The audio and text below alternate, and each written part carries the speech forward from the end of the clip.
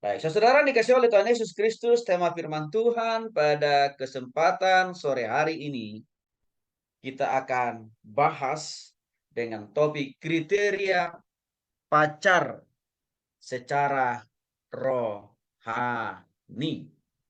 Sekali lagi, kriteria pacar ya secara rohani. Saudara, mengapa begitu penting? Kriteria pacar secara rohani ini saudara pahami, saudara ketahui.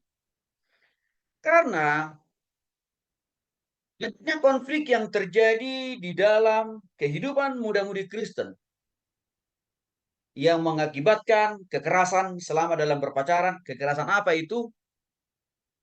Baru jadian satu hari, hari kedua sudah dipukulin. Bayangin saudara, kalau saudara melanjutkan pacaran saudara hari kedua, ketiga, keempat. Mungkin saudara hanya tinggal rangka saja. Karena sudah habis digebukin. Oleh siapa? Oleh pacar saudara.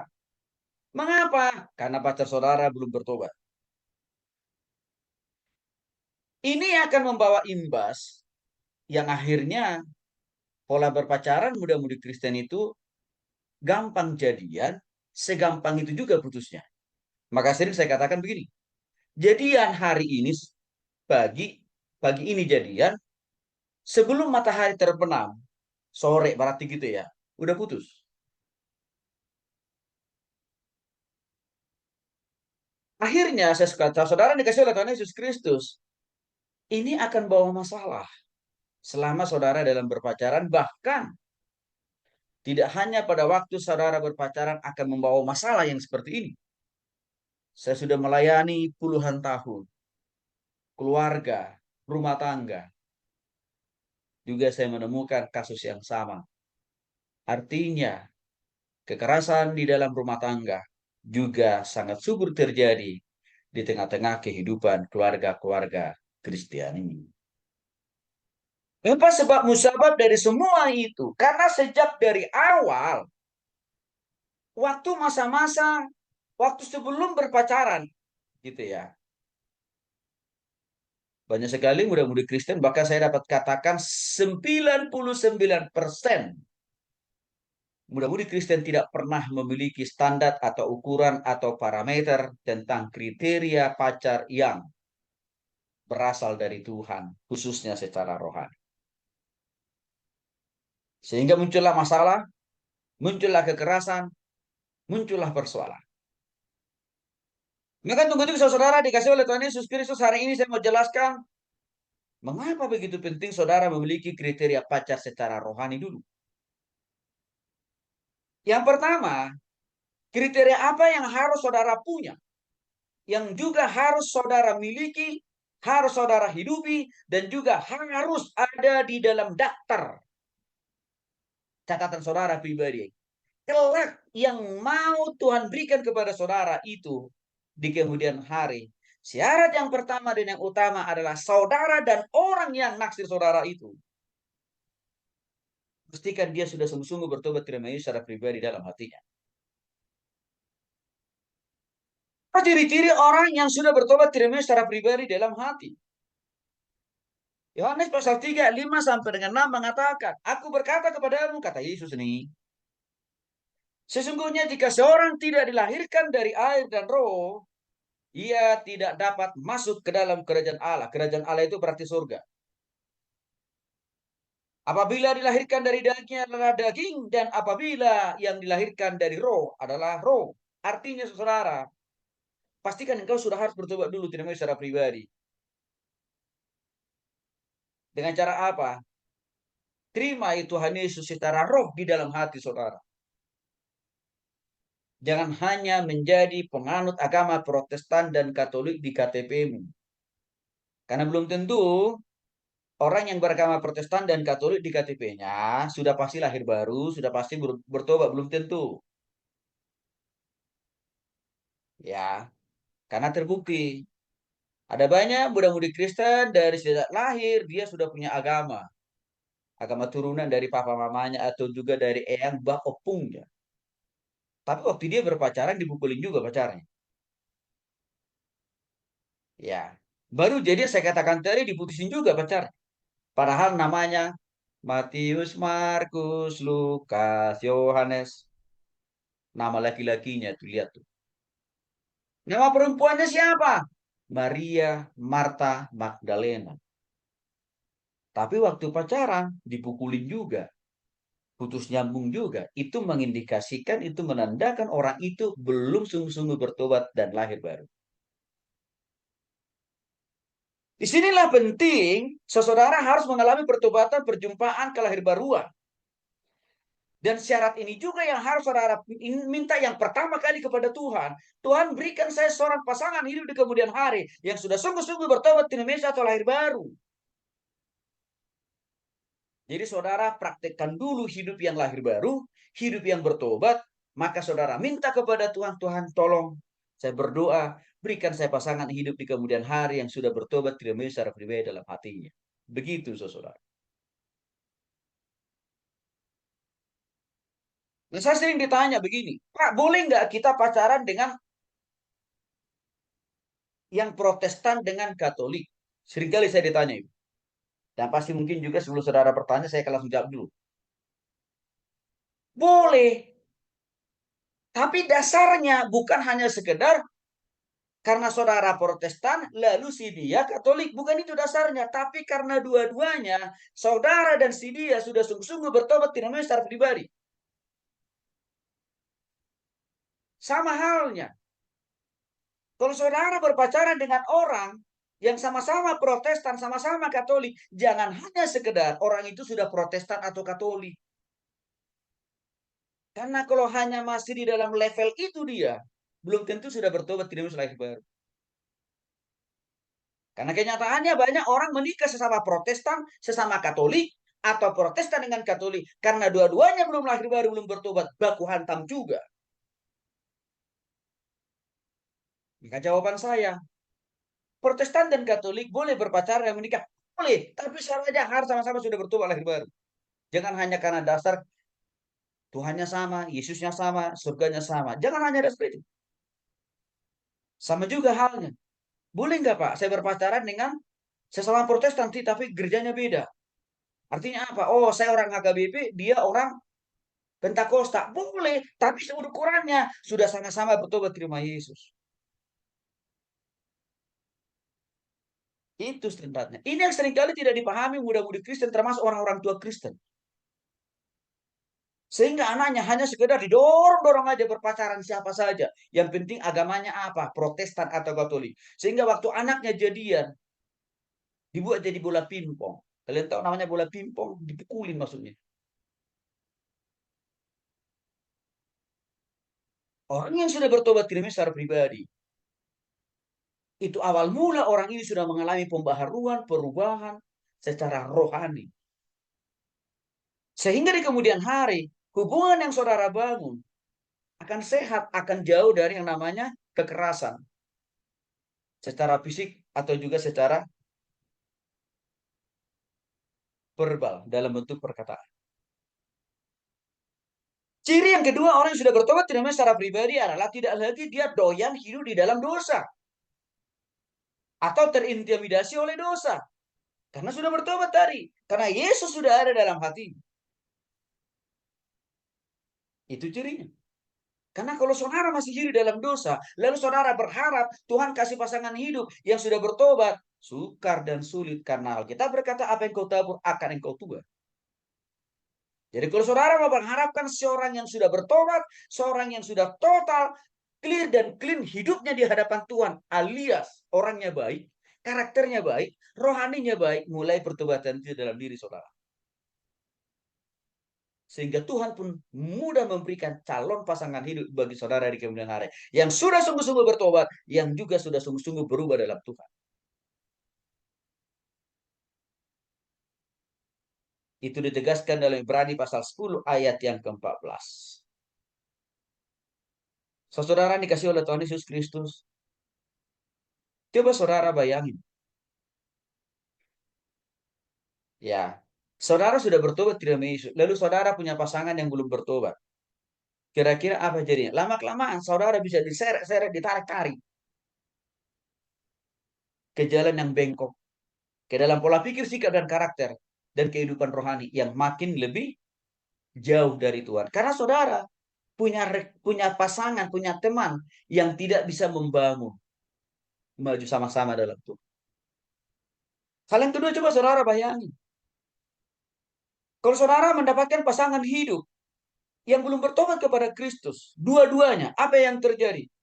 Selama saudara menjalani hubungan bahkan sampai menikah di dunia ini, penuh dengan masalah. Bahkan kalau dipanggil oleh Tuhan di kemudian hari, dua-duanya sama tempatnya di mana? Di neraka. Kita berkata kehidupan kita di dunia kan hanya sifatnya sementara.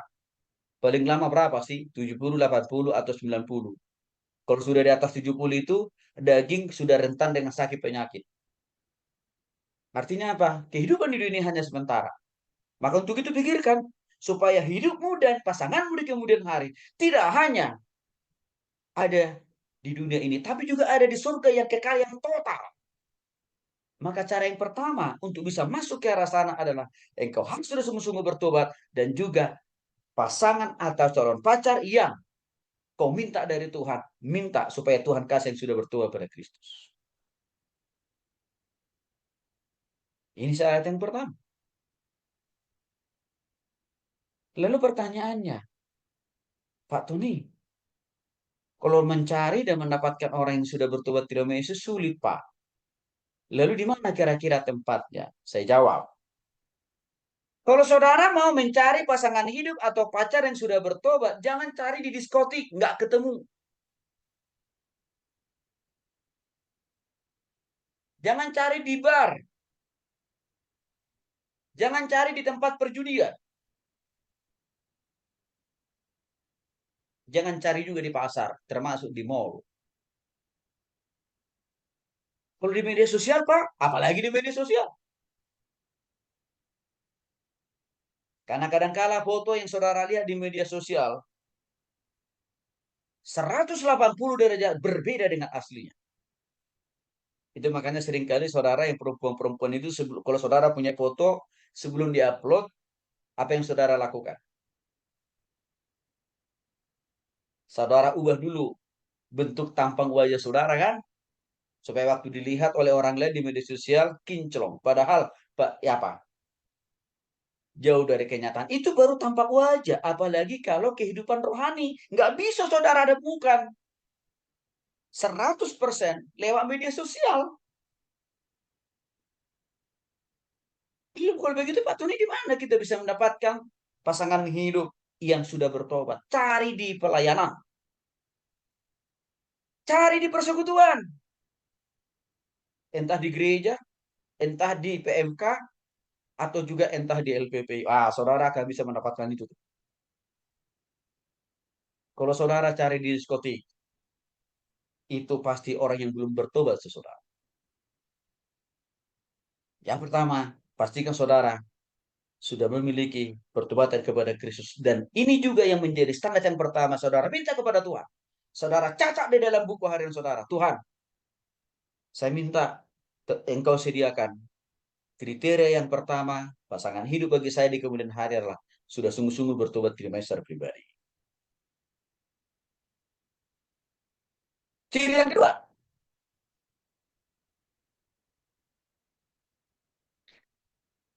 pastikan pikiran saudara selalu hidup dipimpin dan dikuasai oleh Roh Kudus. Bukan Roh Kudus. Nih, lagi-lagi harus tobat ya. Dikuasai oleh Roh Kudus. Sama halnya, kriteria ini juga yang saudara catat dalam buku harian saudara. Lalu saudara doakan kepada Tuhan tiap-tiap saat. Tuhan, berikan saya pasangan hidup di kemudian hari yang selalu hidup dipimpin oleh Roh Kudus. Pertanyaannya, apa tanda dan ciri orang yang hidupnya dipimpin oleh Roh Kudus? Satu, orang yang hidupnya dipimpin oleh Roh Kudus artinya hatinya, pikirannya mengalami perubahan dan pembaharuan dari waktu ke waktu.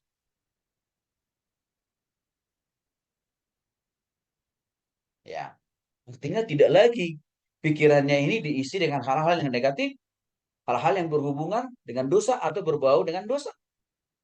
Tapi pikirannya selalu diisi dengan hal-hal yang positif, yang benar, yang membangun. Artinya apa? Dia tidak tipe orang yang selalu berpikiran negatif, berpikiran salah, berpikiran curiga terhadap orang lain. Roma pasal 12 ayat 1 mengatakan berubahlah oleh pembaharuan akal budimu. Akal budi itu pikirannya. Ciri yang kedua, dia selalu mengisi hati dan pikirannya itu dengan mencerminkan hal-hal yang benar, hal-hal yang membangun, hal-hal yang konstruktif, hal-hal yang positif. Apa itu? Dia berpikir benar, berpikir mulia, berpikir adil, berpikir suci, berpikir manis, dan bahkan semua yang didengar. Kesimpulannya apa? Ini adalah cara berpikir positif. Saudara tahu, kalau saudara selalu menaruh pikiran negatif, taruhlah curiga ya, saudara akan sulit menjalani hidup ini. Saya kasih contoh. Orang yang tidak dipimpin oleh Roh Kudus pikirannya, yang mana dia selalu menaruh pikiran negatif di dalam pikiran.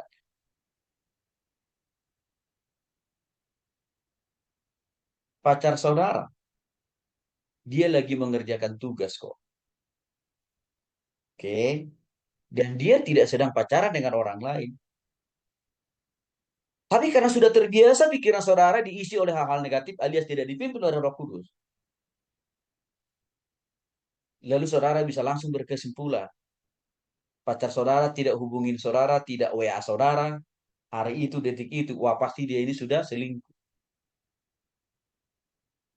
Sehingga muncul apa? Kecurigaan demi kecurigaan. Dan ini akan melahirkan banyak masalah. Yang ujung-ujungnya apa? Berantem.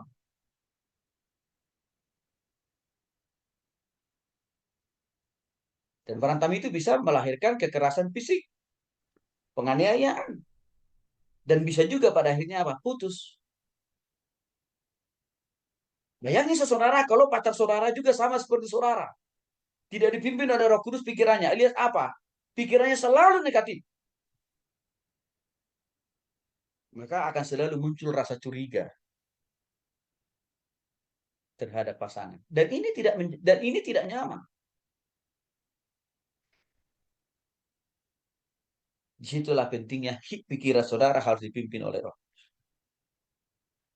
Saudara dikasih oleh Tuhan Yesus Kristus Filipi pasal 4 ayat 8. Firman Tuhan mengatakan jadi akhirnya saudara-saudara semua yang benar, semua yang mulia, semua yang adil, semua yang suci, semua yang manis, semua yang sedap didengar, semuanya itu disebut kebajikan dan patut dipuji, pikirkanlah semuanya itu. Yang artinya isi hati dan pikiran saudara dengan hal yang positif. Itu. Maka biasakan mulai dari sekarang berpikir positif. Berpikir benar. Artinya hidup pikiran saudara biasakan dipimpin dan dikuasai oleh Roh Kudus. Supaya saudara lebih sehat secara rohani, lebih jernih dalam berpikir, bertindak, bahkan juga dalam berperilaku. Hidup yang dipimpin oleh Roh Kudus, cara berpikir yang dipimpin oleh Roh Kudus ini juga yang saudara minta kepada Tuhan. Tuhan, siapkan pasangan hidup yang pikirannya selalu dipimpin oleh Roh Kudus. Itu juga yang saudara minta kepada Tuhan. Karena ada banyak kasus saudara yang dikasih oleh Tuhan Yesus Kristus. Karena pacarnya yang laki-laki tidak dipimpin oleh Roh Kudus cara berpikirnya. Apa yang terjadi? Ya, pacarnya dipukuli. Bahkan ditusuk saudara. Sampai 5 jahitan. Bahkan ada banyak kasus yang diberitakan oleh berbagai media elektronik, bahkan media sosial. Hanya karena cemburu buta. Cemburu itu buta itu lahir dari cara berpikir negatif kan. tiba-tiba pacarnya dibunuh atau suaminya, istrinya dibunuh karena pikirannya tidak dikuasai oleh Roh Kudus. Inilah menjadi penting, pikiran itu harus dipimpin dan dikuasai oleh Roh Kudus. Sehingga akan terhindar saudara dari pikiran yang negatif, dari kesimpulan, dari praduga-praduga yang tidak membangun. Di situ pentingnya pikiran kita dikuasai oleh Roh Kudus. Kriteria ketiga secara rohani, ya, untuk mendapatkan pasangan hidup yang dari Tuhan, emosinya harus dikuasai oleh Roh Kudus setiap saat. Apa itu emosi? Perasaan. Itu namanya emosi. Apa ciri-ciri emosi seseorang yang dikuasai oleh Roh Kudus? Kolose pasal 3 ayat 15 mengatakan, karena itu matikanlah dalam dirimu segala sesuatu yang duniawi. Apa itu? Percabulan, kenajisan, hawa nafsu, nafsu jahat, dan juga keserakahan yang sama dengan penyembahan berhala. Kalau kita mau simpulkan, Kolose pasal 3 ayat 15, ciri yang pertama, yang emosinya dikuasai oleh Roh Kudus. Ya, dikatakan di sini, saudara dikasih oleh Tuhan Kristus, perasaanmu, emosimu, selalu dalam keadaan damai dan tentram. Emosi saudara tidak mudah tersulut, terpancing, terprovokasi oleh hal-hal yang negatif yang datang dari luar. Saya jadi ingat saudara yang dikasih oleh Tuhan Yesus Kristus. Ada seorang muda-mudi Kristen, mereka ini baru jadian pacarannya. Ya, mereka sebelum pacaran udah lama kenal satu dengan yang lain. Terus tiba-tiba suatu saat ada orang lain kasih laporan yang salah terhadap si pria ini. Di mana laporan dari orang ketiga ini kepada si pria ini mengatakan begini, pacarmu itu saya lihat loh jalan-jalan di mall dengan laki-laki lain. Bahkan setelah selesai mereka jalan-jalan di mall, mereka makan-makan di restoran. Dan saya lihat mereka di restoran itu, mereka dekat banget. Dan tidak hanya sampai di situ, mereka pulang sama-sama. Dan saya lihat juga, ya, mereka sudah tidur bersama. Saudara, mendengar informasi hoax itu, si pria ini langsung marah dan emosi dia. Lalu dia telepon pacarnya posisinya di mana. Lalu pacarnya angkat teleponnya. Langsung dimaki-maki. Nggak nanya dulu. Benar atau tidak informasi yang disampaikan oleh orang ketiga itu. Tidak nanya dulu pacarnya lagi-lagi. Langsung dimarahi, dimaki-maki. Bahkan diancam, saudara. Pacarnya si perempuan bingung. Ini setan apa yang menguasai pacar saya pikirnya. Kok tiba-tiba? Ya, emosinya meledak-meledak. Karena baginya mereka masih sama-sama. Akhirnya mereka putus, saudara. Inilah akibat kalau emosi atau perasaan seseorang tidak dikuasai oleh Roh Kudus. Gampang, tersulut, terprovokasi oleh berita hoax.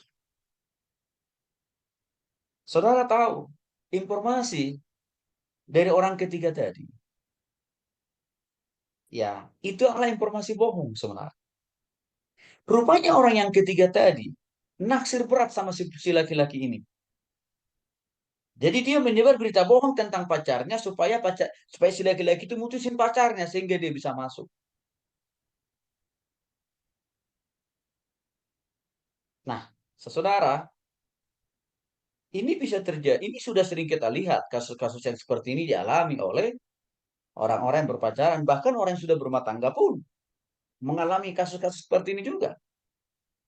Sehingga rumah tangga yang sudah lama dibangun hanya karena berita hoax hancur lulu lantah, cerai dalam hitungan menit.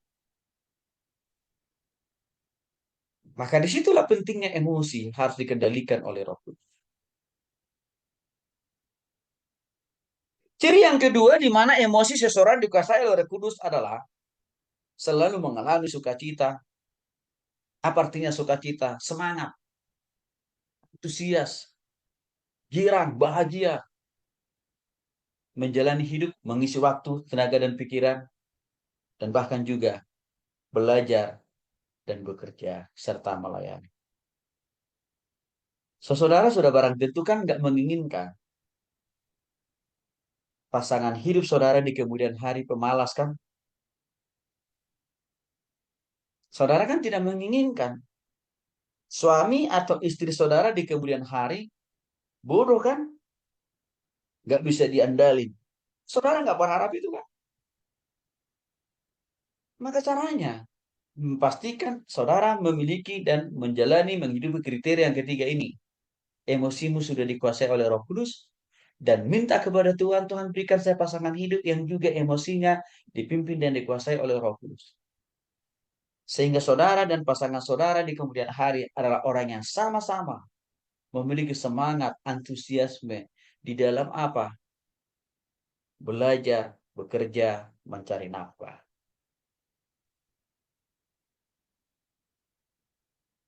Sesuai oleh Tuhan Yesus Kristus. Ciri yang ketiga, emosi yang dikuasai oleh Roh Kudus setiap saat dalam Filipi pasal 4 ayat 8. Dikatakan di sana, Kristus selalu menguasai hati, pikiran orang itu, perasaan orang itu, emosi orang itu, walaupun sedang menghadapi masalah dan pergumulan dalam hidup. Perlu saya jelaskan kepada saudara, waktu saudara nanti sudah berumah tangga, akan mengalami betul beratnya menjalani hidup. Beratnya mencari nafkah untuk diri sendiri dan juga untuk istri dan anak-anak. Saudara akan alami nanti. Beratnya untuk memiliki rumah, kendaraan, dan menyekolahkan anak. Beratnya mempersiapkan biaya pernikahan. Dengan situasi yang berat itu, manusia berpotensi sekali marah, emosinya memuncak, sehingga melahirkan banyak konflik. Maka kalau ini tidak dapat dikelola dengan hidup dipimpin oleh Roh Kudus, nggak usah masalah yang besar datang, masalah kecil saja, itu akan bisa menjadi penyulut hubungan itu, pernikahan itu hancur. Maka disitulah penting saudara harus memiliki kriteria ketiga ini dan juga pasangan yang saudara minta dari Tuhan.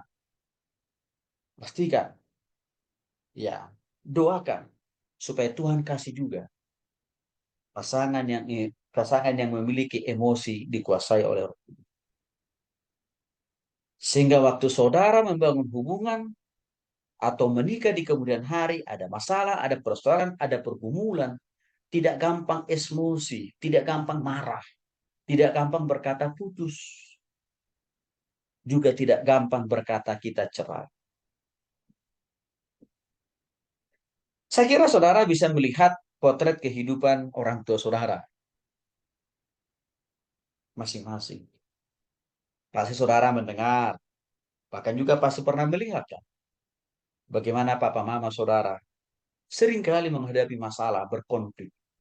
Mungkin masalah ekonomi, ya, atau juga masalah kesehatan, termasuk masalah memenuhi kebutuhan saudara sebagai anaknya, yang notabene sedang membutuhkan uang sekolah, uang kuliah kan.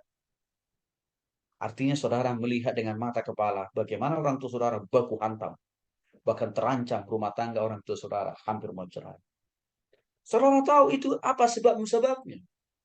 Karena emosi mereka seringkali tidak dipimpin dan dikuasai oleh Roh Kudus. Ini menjadi penting. Saya jadi ingat tahun yang lalu, ada pasangan muda-mudi, ya, mereka itu berantem di mobil ceritanya. Karena dua-duanya sama-sama perasaannya, emosinya tidak dikuasai oleh Roh Kudus. Ya, si laki-laki itu menganiaya pacarnya si perempuan.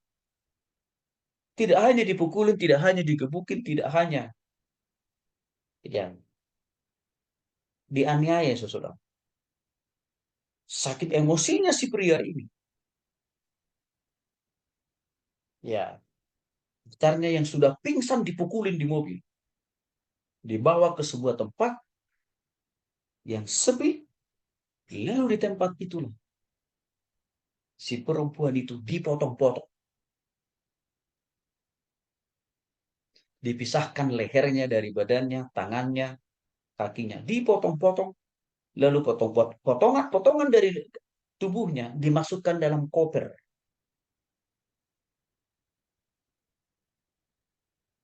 lalu dibuang di sebuah tempat yang sunyi.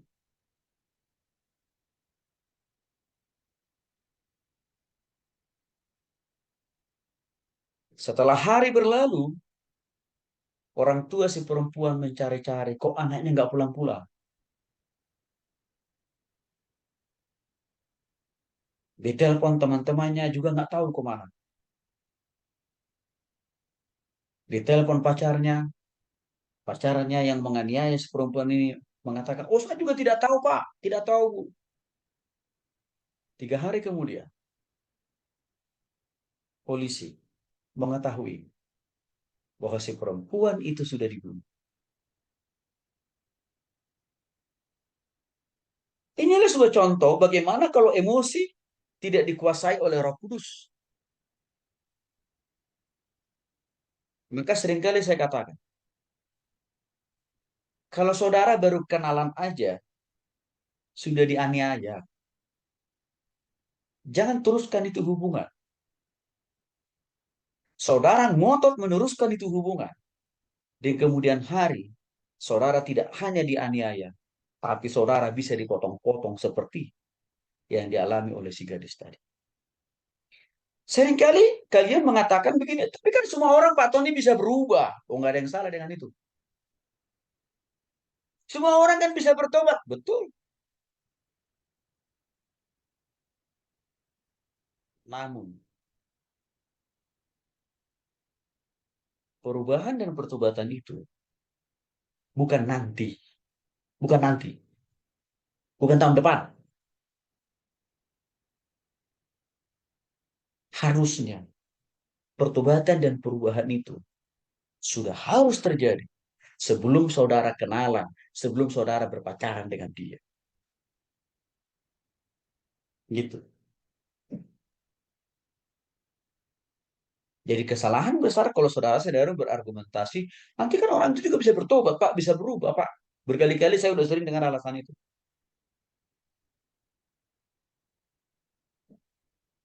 Ya, karena cintanya cinta membabi buta, tidak pakai akal dan pikiran. Maka seringkali saya katakan, terserah kau. Tapi ingat,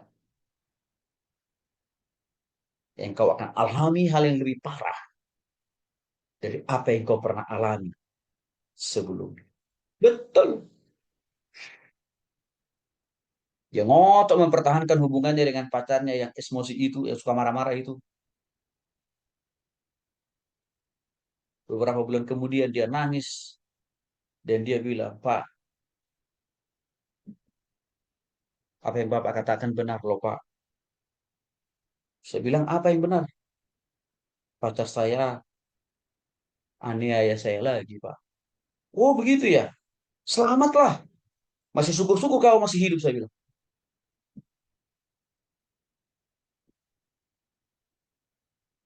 Iya Pak, saya mau tobat Pak. Terus gimana? Ya saya udah putusin. Kalau kamu masih ngotot, tidak mau mutusin dia, maka saya begitu yakin. Kalau kau mempertahankan hubungan dengan si dia, ke depan kamu akan dibunuh, saya bilang. Akhirnya dia putuskan hubungan itu. Jadi sebelum sampai ke berumah tangga, sebelum serius hubungan itu, kalau sudah ada tanda-tanda orang yang saudara dekati, emosian orangnya, jangan teruskan, jangan ngotot. Dengar firman Tuhan. Ini penting. Dan ini juga yang saudara doakan, minta sama Tuhan, Tuhan, berikan saya pasangan hidup, berikan saya jodoh. Yang secara rohani, emosinya selalu dikuasai dan dikendalikan oleh Roh Kudus. Karena saudara tahu, kalau sudah sampai dalam tahap pernikahan, di dalam Alkitab kita, kan tidak boleh mundur, tidak boleh cerai kan. Walaupun saudara sudah dicincang jadi seperti B1 dan B2, tidak boleh saudara cerai. Kalau saudara cerai, saudara tidak boleh menikah dengan siapapun. Lebih sulit kan?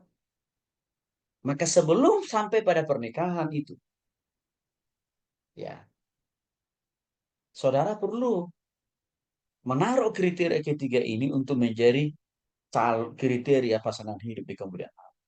Saudara tidak mengalami kesulitan setelah berumah tangga. Pernah seorang bapak bilang begini ke saya, Pak Tony, saya masih belum menikah. Bapak ini sudah usia 60 tahun. Wah, saya bilang, emang kenapa dengan istri Bapak? Pak, istri saya yang pertama sudah saya ceraikan. Kenapa? Tukang marah-marah. Oke. Terus, ya saya nikah lagi, Pak. Loh, kan tidak boleh, Pak. Bapak udah cerai, tidak boleh menikah lagi. Apalagi kalau istri Bapak itu masih hidup. Tapi dia bilang, saya nikah lagi, Pak. Lalu dia dapat lagi istri kedua. Sama. Emosian juga orang. Lalu cerai, lalu nikah lagi dia. 11-12. Istrinya juga susah diatur, susah dibimbing. Akhirnya cerai. Maka beliau ini katakan begini, Pak Pendeta, saya masih boleh nikah nggak? Tidak boleh. Kata Tuhan dan firman-Nya. Sehingga beliau ini sekarang, saudara, sakit-sakitan. Dan tidak ada saudara yang menjaga dia, merawat dia. Dia hanya sebatang kara. Dan saya bilang, firman Tuhan katakan Bapak tidak boleh lagi menikah. Karena istri pertama, kedua, ketiga Bapak masih hidup. Saudara, ini fakta. Keputusan yang salah yang saudara ambil dengan pacar, dengan pasangan yang emosional, akan bawa masalah sepanjang masa dalam kehidupan saudara. Sampai masa tua si bapak ini, tidak ada orang yang merawat, menjaga, memberikan dia makan. Dan salah dari awal mengambil keputusan. Sampai 3 kali gagal. Disinilah pentingnya emosi. Harus dipimpin oleh Roh Kudus. Ciri yang keempat. Pastikan saudara memiliki ciri yang keempat ini, yaitu mempergunakan totalitas hidupmu untuk memuliakan Tuhan. Dan minta kepada Tuhan supaya kriteria yang keempat ini juga Tuhan siapkan untuk menjadi pasangan hidup, dan juga supaya Tuhan persiapkan untuk bertemu dengan saudara di kemudian hari. Yaitu apa? Minta supaya Tuhan siapkan orang, pria atau wanita yang hidupnya selalu memuliakan Tuhan. Pertanyaannya apa ciri-ciri? Seseorang pria dan wanita yang totalitas hidupnya memuliakan Tuhan. Yang pertama, dia mempergunakan tubuhnya menjadi rumah Allah, menjadi bait Allah. Dengan cara bagaimana? Menjaga kekudusan, kesucian. Contoh realnya, dia tidak merokok, tidak mengkonsumsi miras, apalagi narkoba.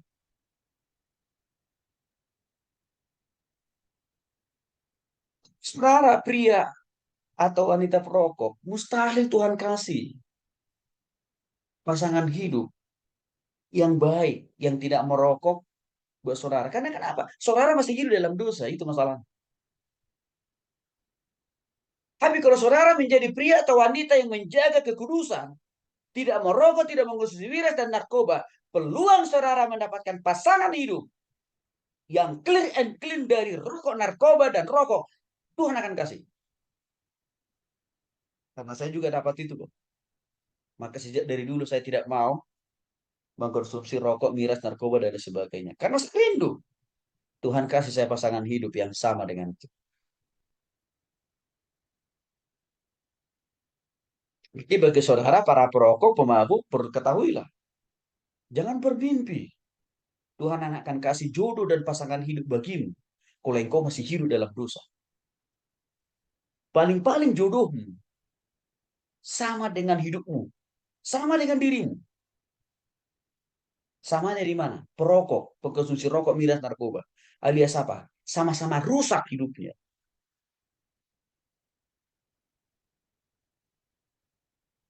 Perhatikan ini.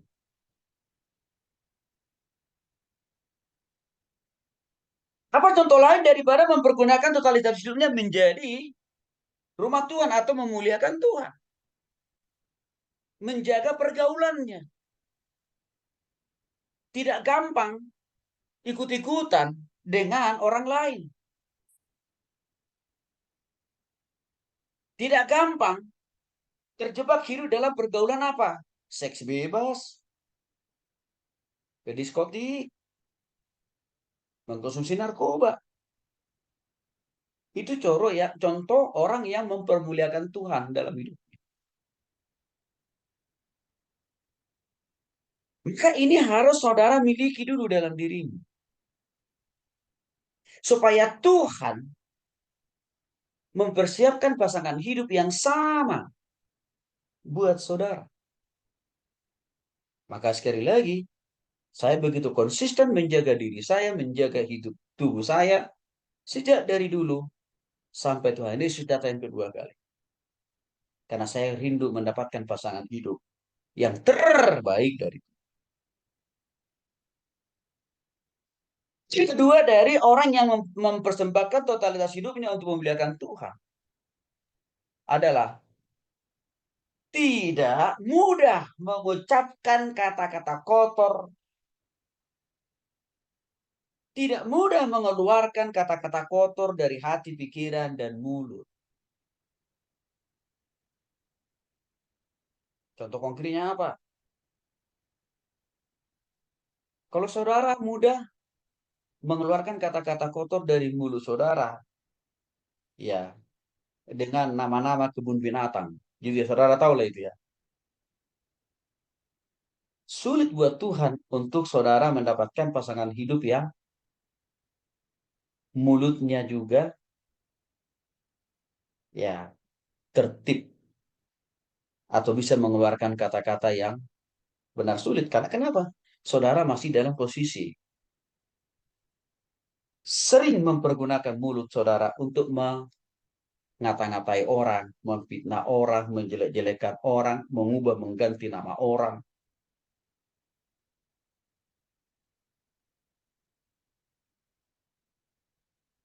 Dan coba saudara bayangin, kalau kata-kata kotor yang lebih dominan keluar dari mulut saudara, dan sama, pacar saudara juga begitu kira-kira gimana itu? Sama. Saudara juga akan sering kali apa? Tersinggung dan marah kan? Itu contohnya. Contoh lain lagi. Orang yang persembahkan tubuhnya menjadi kemuliaan bagi nama Tuhan. Tidak mengkonsumsi obat-obat terlarang. Tidak suka, tidak gemar, tidak doyan menonton, melihat gambar film porno, apalagi menyimpannya.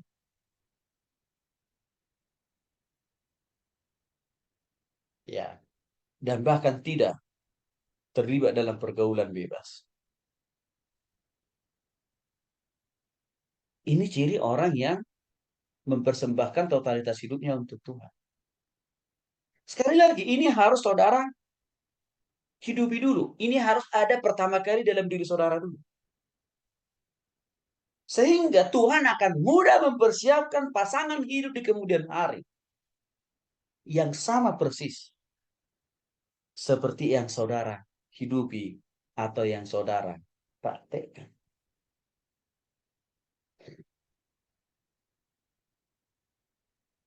Firman Tuhan berkata juga, buah yang baik, ya, itu dihasilkan oleh pohon yang baik. Apa artinya? Kalau hidup saudara selalu memuliakan nama Tuhan dengan menjauhkan diri dari hal-hal yang saya sebutkan tadi, maka Tuhan akan siapkan pasangan hidup jodoh yang sama juga buat saudara.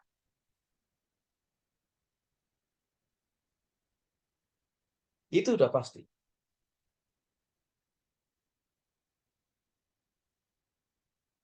Ciri yang ketiga, senantiasa berjuang untuk melawan keinginan daging.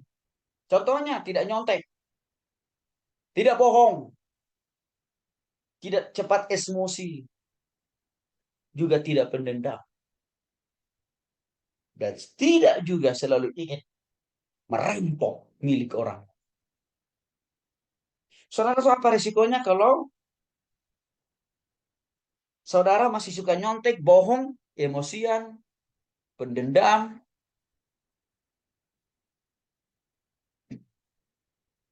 Ini akan menjadi masalah di kemudian hari.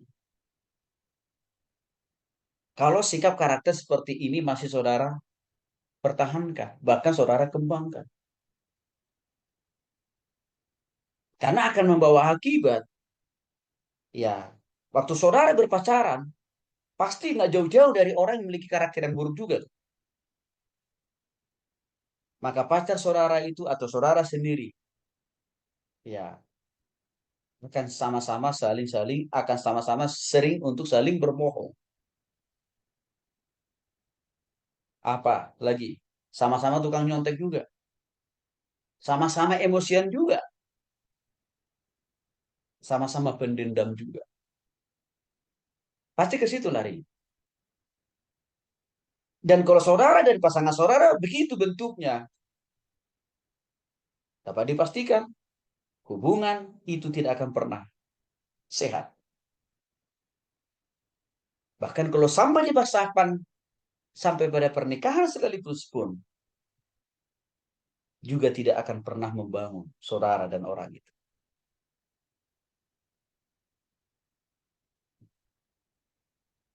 Ini akibat yang terjadi kalau saudara tidak mempergunakan totalitas hidup untuk memuliakan nama Tuhan.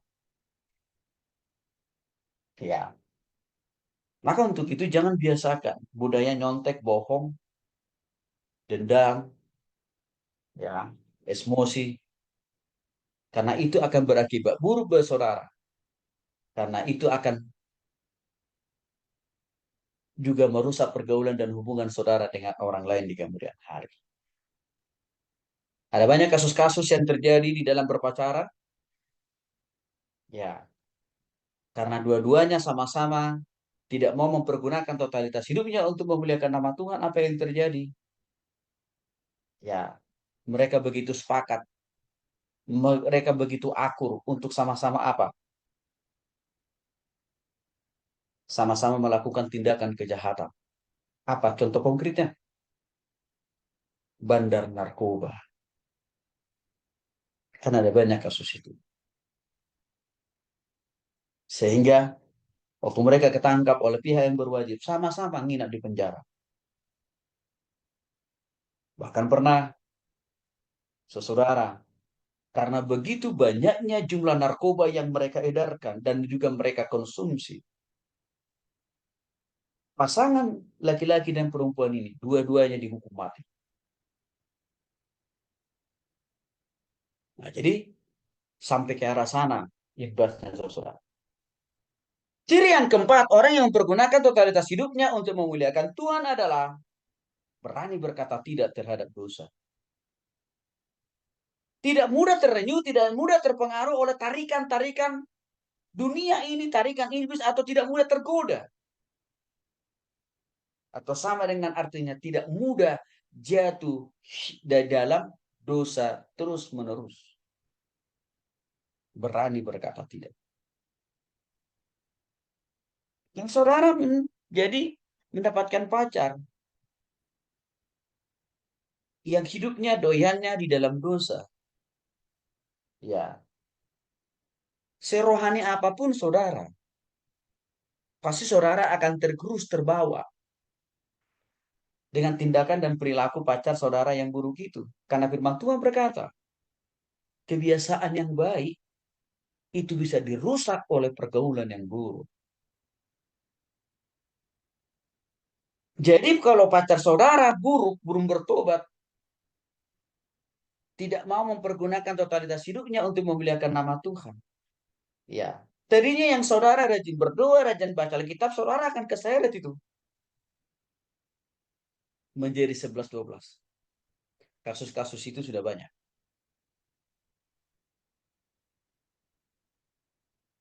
Apalagi misalkan, ya, pacar saudara, ini khususnya untuk perempuan ya.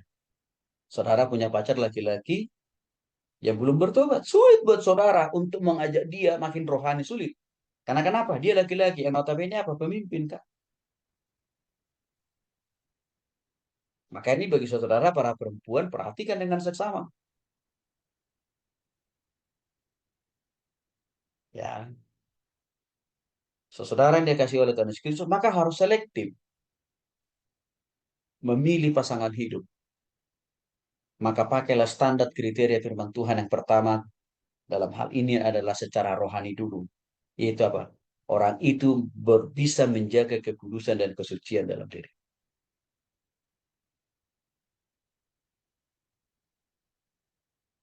Saudara yang dikasih oleh Tuhan Yesus Kristus, saya jadi ingat satu kasus nih. Rupanya si pria ini, ya, belum bertobat ya. Dan si pria ini udah kerap kali putus nyambung berpacaran dengan banyak wanita. Tapi rata-rata wanita yang dipacari juga sama rusaknya dengan dia juga. Dan si pria ini dengan pacar-pacarnya itu sudah terbiasa melakukan hubungan seks. Lalu dia bertemu dengan seorang perempuan.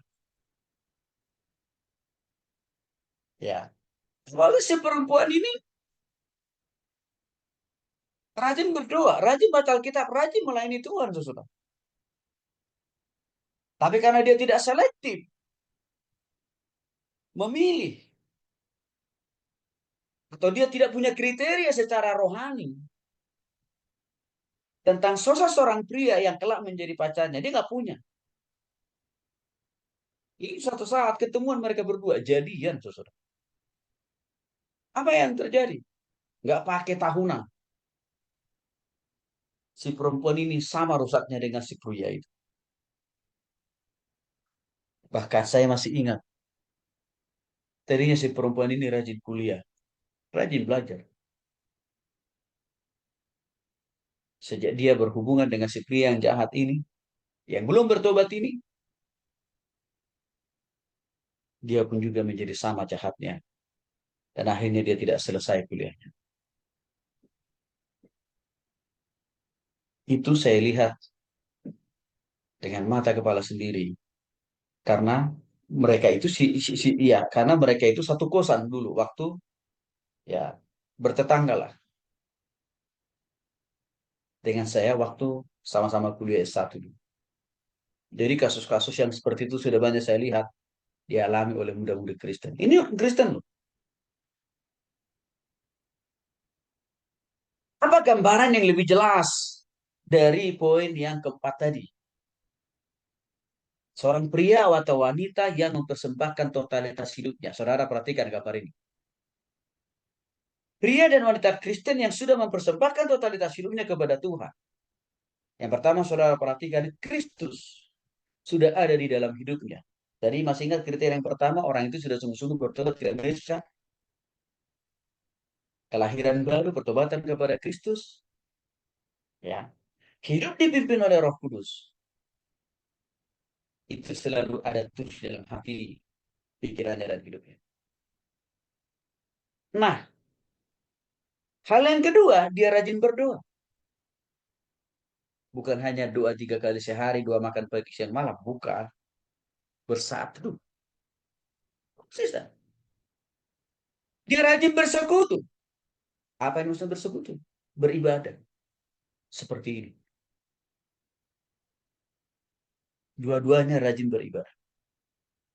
Dia juga konsisten untuk apa? Tiap hari baca firman. Nah, dua-duanya, laki-laki dan pria. Dan mereka juga berdua setia, bersaksi. Artinya apa? Melayani Tuhan. Di kampus atau di gereja. Dan semua ini konsisten mereka lakukan dengan taat setiap hari, minggu, bulan, dan tahun. Sehingga terlihatlah dari tingkah laku, perbuatan, dan hidupnya tiap-tiap saat. Laki-laki dan perempuan ini mempraktekkan kehidupan, perbuatan, sikap, tindakan yang berkenan di hadapan Tuhan. Ini contoh gambaran kehidupan rohani, ya, yang bertumbuh dalam Kristus. Betapa enaknya kalau saudara sendiri ada dalam posisi ini dan juga saudara dikasih Tuhan jodoh yang seperti ini. Dan pasti Tuhan kasih asal mulai dari dalam diri saudara menjadi orang yang pertama dan yang terutama menjadi orang Kristen yang taat dulu. Sama. Sebelum saya berdoa, Tuhan berikan saya pasangan hidup yang di kemudian hari menjadi istri yang taat sama Tuhan, yang rajin berdoa, yang rajin bersekutu, yang rajin melayani, yang rajin baca firman Tuhan, yang berubah dan tindakan dan perbuatan. Saya mulai dulu dalam diri saya, saudara, menjadi pelaku dari sebuah bagian-bagian. Saya mulai dari dalam diri saya.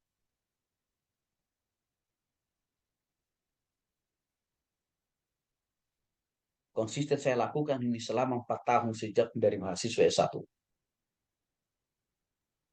Maka ini juga yang saya minta kepada Tuhan. Tuhan berikan saya pasangan hidup yang juga, ya, dia adalah orang Kristen yang taat. Artinya apa? Rajin berdoa, rajin baca firman Tuhan, rajin melayani, rajin beribadah, dan bahkan juga terlihat dalam tindakan dan perbuatannya semakin lebih baik.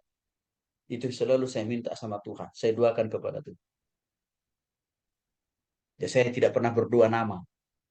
Apalagi orang. Kriteria yang saya doakan. Nah, kalau kalian itu apa yang kalian doakan? Lihat dulu tampangnya kan. Tanya dulu namanya. Lalu saudara langsung dikte Tuhan dalam doamu. Tuhan, saya maunya ya si Maryam Bambu. Ya, kalau laki-laki kan begitu. Kalau yang perempuan, wah saya maunya ya yang ada ari-arinya. Salah kalian cara berdoanya, salah kalian cara memintanya. Kalau begitu cara kalian berdoa dan meminta juru dari Tuhan, yakinlah Tuhan langsung coret. Pasti tidak Tuhan jawab. Kenapa? Salah cara berdoa saudara. Sebab saudara sudah mendikte Tuhan. Cara mendiktenya di mana Pak Tony? Saudara itu sudah sebut nama. Itu namanya saudara mendikte Tuhan. Menggurui Tuhan. Karena apa? Belum tentu nama yang saudara sebutkan itu, ya itu yang terbaik. Belum tentu. Ya, belum tentu. Jadi berangkatlah dari kriteria standar. yang telah Tuhan. Maka dari situ aja. Maka Tuhan akan merancang, Tuhan akan mempersiapkan seperti kriteria yang saudara minta dari Tuhan. Bahkan Tuhan bisa berikan yang lebih, lebih dan lebih. Rohani, lebih baik, lebih cantik, lebih ganteng daripada apa yang saudara minta. Maka jangan dikte Tuhan, jangan ajari Tuhan dengan langsung menyebut nama si A, si B. Tuhan lebih tahu yang terbaik buat saudara. Tuhan lebih tahu pasangan yang tepat buat saudara. Saudara tidak lebih tahu dari Tuhan siapa yang terbaik bagi saudara. Karena kenapa? Akal dan pikiran saudara terbatas. Kalau akal dan pikiran Tuhan tidak terbatas. Saya ambil contoh kasus. Ini baru dalam minggu ini kasusnya. Ada seorang artis. Saya nggak usah sebut nama. Bagi kalian para perempuan sangat begitu bangga dengan nama artis ini. Karena sangat terkenal. Secara fisik ganteng. Oke. Istrinya Kristen juga. Cantik juga. Tapi saudara tahu.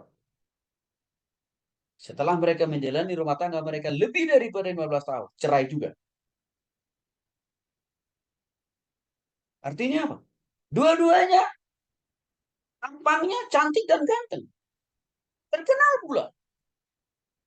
Tapi coba rumah tangganya hancur juga. Persoalannya apa?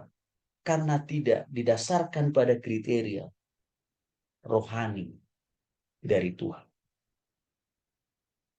Lihat dan perhatikan itu supaya tidak terjadi dalam diri saudara. Kriteria yang kelima, dewasa rohani. Dalam Lukas pasal 2 ayat 52 dikatakan di sana, dan Yesus semakin bertambah besar dan bertambah hikmatnya dan besarnya dan makin dikasihi oleh Allah dan manusia. Yesus aja yang notabene sebagai Tuhan ada progres, ada ada pertumbuhan, ada kemajuan, ada kedewasaan secara rohani, karakter dan jasmani. Ini memberikan sebuah model dan contoh. Kriteria kelima yang harus saudara punya supaya Tuhan bisa supaya Tuhan bisa berikan pasangan hidup yang terbaik buat saudara lah. Pastikan engkau juga dewasa secara rohani. Apa ciri-ciri orang yang dewasa secara rohani? Miliki kerinduan untuk membaca firman Tuhan. Tapi jangan hanya berhenti membaca. Tapi apa? Renungkan. Hafal maksudnya itu firman Tuhan itu. Tapi tidak hanya berhenti menghafal. Tapi lakukan, praktekkan. Itu maksudnya. Lakukan dan praktekkan. Karena dengan hal itulah saudara akan makin dewasa secara rohani. Dewasa secara pemahaman, pengetahuan. Dewasa dalam hal berpikir, bertindak. Dan saudara tahu hasilnya apa? Saudara makin dikasihi oleh Tuhan. Dan juga Tuhan akan mempersiapkan yang terbaik jadi pasangan hidup saudara.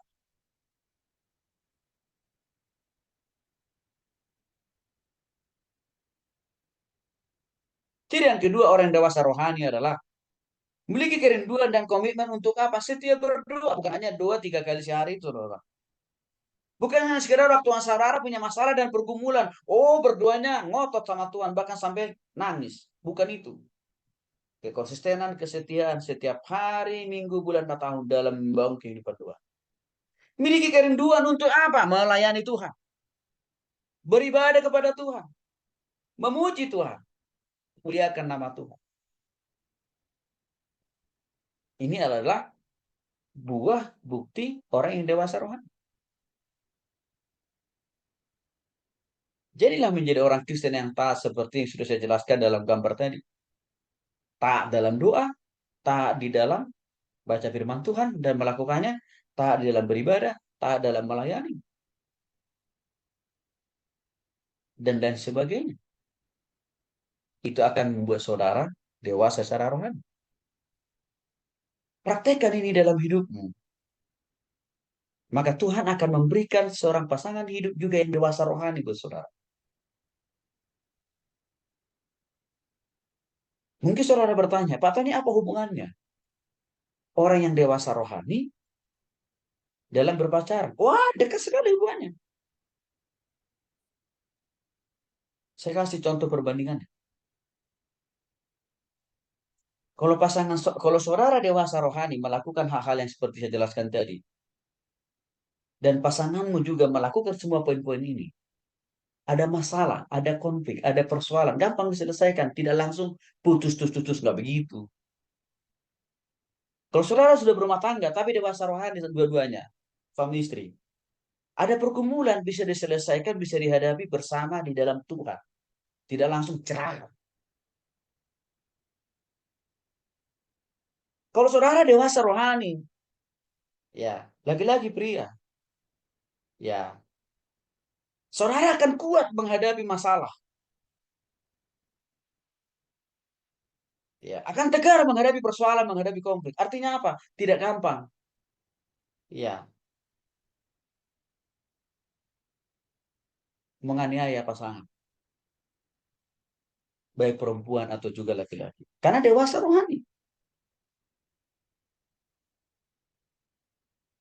Seringnya penganiayaan secara fisik yang dialami muda-mudi Kristen dalam berpacaran. Karena dua-duanya enggak dewasa rohani. Munculnya kasus-kasus pembunuhan di dalam rumah tangga. Baik yang dilakukan oleh suami kepada istri, sebaliknya yang dilakukan oleh istri kepada suami. Itu karena tidak dewasa rohani. Tidak dewasa rohani. Saudara,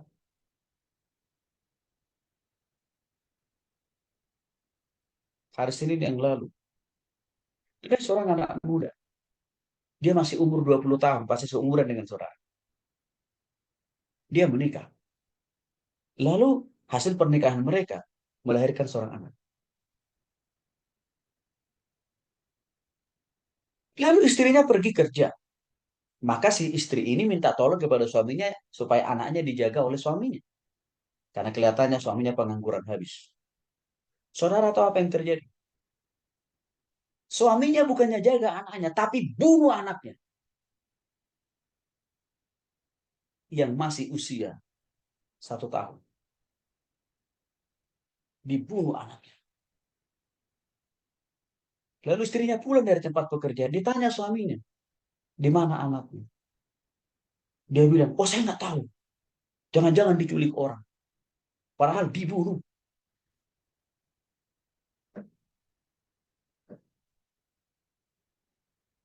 Itu terjadi. Maka saudara dikasih oleh Tuhan Yesus Kristus, jadilah dirimu menjadi orang yang dewasa rohani dengan melakukan semua hal tadi. Rajin berdoa, baca firman Tuhan, lakukan. Rajin beribadah. Rajin melayani Tuhan. Dan sekaligus inilah yang saudara catat di dalam buku harian saudara. Dan saudara doakan tiap-tiap hari. Tuhan, berikan saya pasangan hidup yang dewasa rohani di kemudian. Kalau saudara sudah menjadi pelaku, dan saudara doakan ini supaya Tuhan siapkan. Maka tidak sulit bagi Tuhan untuk memberikan pasangan hidup yang dewasa rohani buat saudara.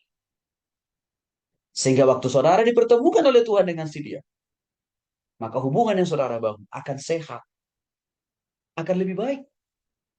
Dan bahkan hubungan itu akan diberkati oleh Tuhan. Ya akhirnya saudara masuk dalam periode atau tahapan berumah tangga. Sehingga waktu saudara berumah tangga, rumah tangga saudara juga. Saya sering katakan, suasananya seperti surga jilid 2. Artinya apa? Rukun, damai. Lakukan firman Tuhan. Maka saudara akan mendapatkan pasangan hidup yang terbaik dari Tuhan. Dan pasti akan membuat rumah tangga saudara menjadi rumah tangga yang diberkati oleh Tuhan. Tuhan Yesus memberkati.